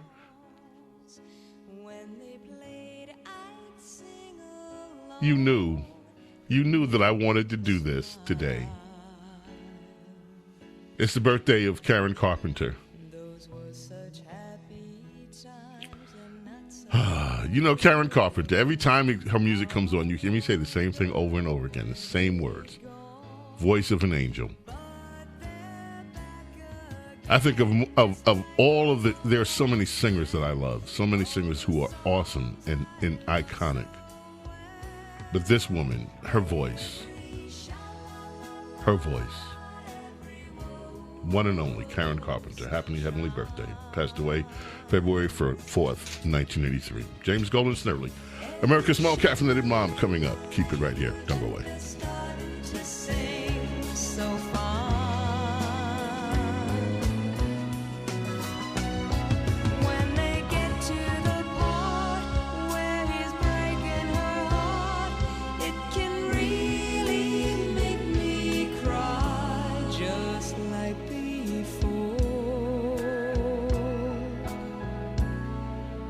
Yesterday once more. The James Golden Show.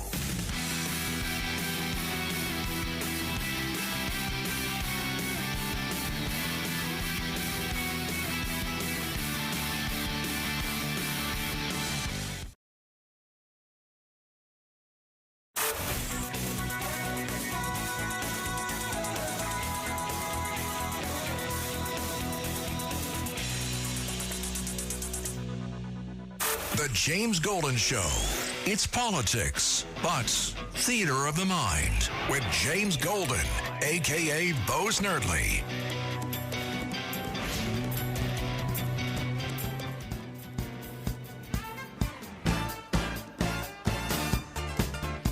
Ah, yes. Earth, Wind. Just because. Just because. Little Boogie Wonderland, Earth, Wind, and Fire. And it's time for America's Small Caffeinated Mom, Rhonda Shrock. Rhonda, how are you? Good morning, James. I'm doing great. I got to tell you again, this is a highlight of my week. I always look forward to Saturday mornings and hearing your voice in my ear. Well, thank you. And you are the highlight, my darling, to so many people. I get so many emails, so many, messages on X and all that after you appear each week. So, Rhonda, what is on your mind this week? Yes, this week, James, I have told the story of our oldest son, who was in the world of drug addiction for many years. I'm not going to tell that story today. what I wanted to do was to speak to the parents of addicts. My husband and I are those parents. And looking back, I was talking to my husband this week. We don't remember that one time during those 13 years that we were going through this ordeal, that there was another set of parents who had been through what we were going through, who could sit down with us and give us some tips on how to navigate. A lot of what we learned, we kind of had to figure out on our own. And so this is the day that I want to speak directly to the parents of kids who are struggling with addiction. It is a particularly awful trial, and you never think it's going to happen to you. The son that went through that, he was a beautiful 8-pound, 10-ounce baby, just beautiful. I just could feel his baby breath on my cheek. And I never, as I held him, thought one day he's going to take a very dark path. And yet it happened. A pastor that we did speak to once during the ordeal said something that I never forgot. He said this thing will play on every insecurity that you have. And he was right. Nothing can make you feel like a failure as a parent than to watch a child struggle. And it's easy to go to the ditch of blaming yourself, shaming yourself. And honestly, we do make mistakes. There's not one of us that had a perfect parent or a perfect set of parents. It's just not possible to be perfect. The other truth is that our children have choices. So I thought about that. You and I, of course, did not have perfect parents, and they did things that were not good, and we had choices, James, on how we were going to deal with that. So that's just a little bit of reality for parents to kind of mull over. The one big thing that we had to learn was where the fine line was between enabling him and helping him, because not everything is helping. And you can do things that you think are saving them, and you are actually enabling. When it's flesh and blood, you want to do everything in your power to protect them and to spare them from the consequences of their choices, because you in your rational brain can see what those consequences will be. I think of it as pillows. I was running around with my maternal cushions, ready to slip them underneath his buns, to cushion his falls and to keep him from hitting the rocks. Well, when I learned and when we learned that that was actually hindering him and keeping him from getting to rock bottom, which is what needed to happen, then we had some really difficult choices to make. There was a point along the way where we had to evict him from our home. That was one of the most difficult and heart-wrenching things that we ever did.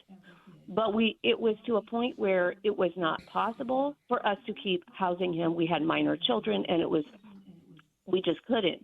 So the day he drove off, not knowing where he would stay or what he would do, I cannot describe it.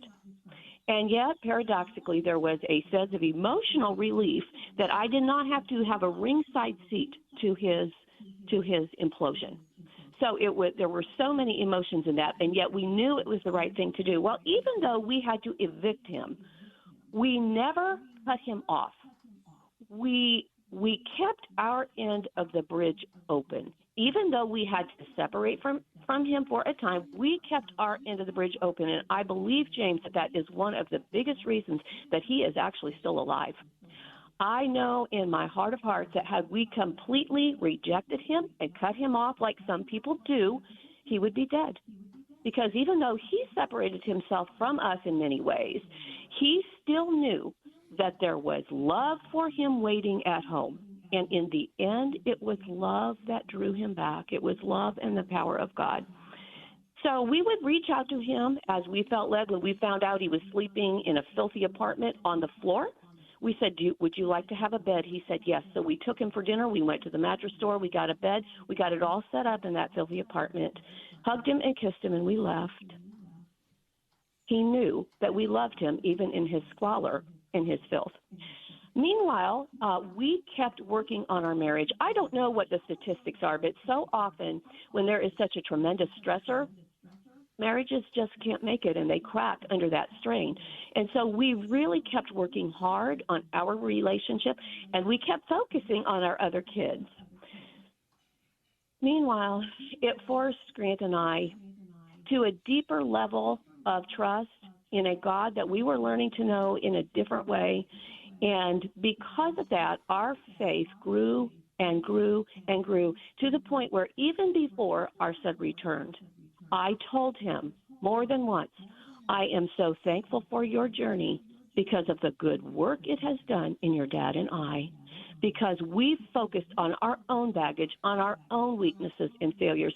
And as we were working on ourselves, it strengthened our marriage, our family.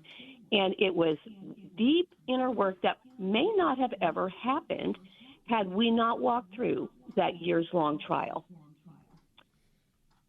My husband tended to struggle with despair, and I could feel it. I was tempted to. In fact, there was a point along the way where every time I just even thought of him, I would start, where is he at? What is he doing? What's happening? What trouble is he getting into? And I actually had to put him out of my mind, because the second I began to think about him, it was a spiral.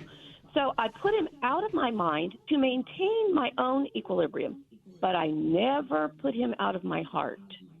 It was really important. And when my husband would feel the tug to despair, I would say these words: there's no actual reason for despair. It only looks like it. And there is the essence of faith, that nugget of belief that says, even though I can't see it yet, I know that God is working. And all those years that we were praying, there were months where it felt like our prayers were bouncing off of a cast iron heaven. It looked like God was nowhere, he was doing nothing, and the actual opposite was true.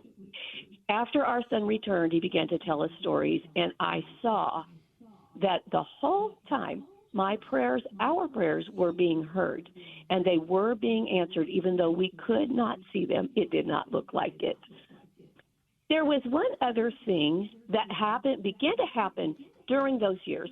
I would go out into public, a supermarket, coffee shop, anywhere, and my eyes would just light on somebody in the room, in front of me in line, behind me, checking me out, at the grocery store, and I would just feel the tug, and I would engage them. I would encourage them, ask questions, just a sweet human interaction that was a little bit new to me. It was the sons and the daughters of other mothers. And I didn't realize at the time what I was doing, but I know now. I was sowing seeds of love, and all of that was being done in faith. I was pouring my love into the sons and daughters of other mothers and fathers before my prayers were answered and before my son had returned. Well, the law of sowing and reaping is immutable. It can never be broken. And so as I sowed that love and encouragement into other people, God sent people to do the same for my son, and I mean at key and critical points in his journey. And when the time was right, he returned. He returned to us, the result of so many prayers and a harvest of sowing and reaping. I'm not a trained counselor. I'm not a professional. I'm just one mother who has experience in the journey of parenting a drug addict, and I can tell you there's no actual reason for despair. It only looks like it. The greatest thing that we can do is to maintain our own inner peace, to make sure that we are strong and people of wisdom and character, to interact with our children with love and the boundaries that they need, and to keep our end of the bridge open. And if we will trust God, even with just the tiniest little scrap of faith, you will be in position to see miracles happen. You will give your child the best possible chance to return. You will. Wow. Thank you so much, Rhonda. I just want to say this. My parents were perfect. And you know what was part of their perfection? What was that? The imperfections. The imperfections. Explain that. They were perfect for me. I love that. And part of the reason they were perfect for me was because of those imperfections. And me having to understand and grow with that. Perfect parents. Oh, that's good. Oh. Gotta go. Rhonda, thank you. As always, people can find your essay where? On thedailybs.com. Message for other parents of addicts. Thank you so much. May God bless and protect each and every single one of you, my friends, your loved ones, your families. Love and gratitude for your being here with me and allowing me to be with you. Looking forward for next week, and hopefully we'll all be same place. Thank you to everybody. Incredible crew. I bid you adieu. Bye.